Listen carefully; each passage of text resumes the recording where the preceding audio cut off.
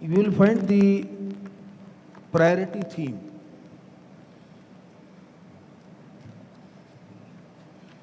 And I'm very happy to see that how minutely a very good, excellent crystallization has been done of the different challenges and different issues which the women lawyers face in profession. The brief details you will find on page 14, but before coming to page 14, I will refer to page 15. If you will see, the first item is equal access and equal opportunity. The best part of the report is that it merely does not flag the problem or the issue or the challenge.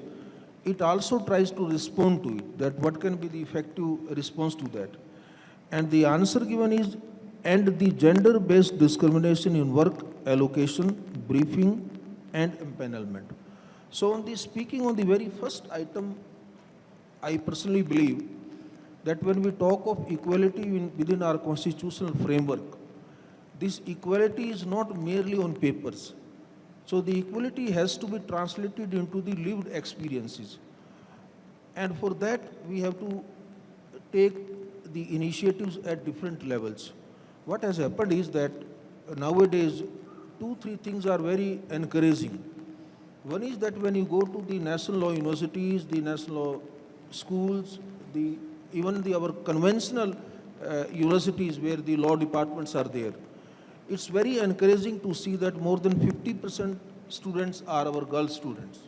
That itself shows a very strong foundation and symbol and visibility of the women in legal profession. That shows that how in the women groups, that how the society is now encouraging that our girls, our daughters should also now come to the legal profession or the legal world, maybe that eventually they go to corporate or they go to judicial services or they eventually join the profession. But you will also find that there is, from last at least 10 years, that there is a very encouraging, very positive and very optimistic approach when you will see the entrance into legal profession.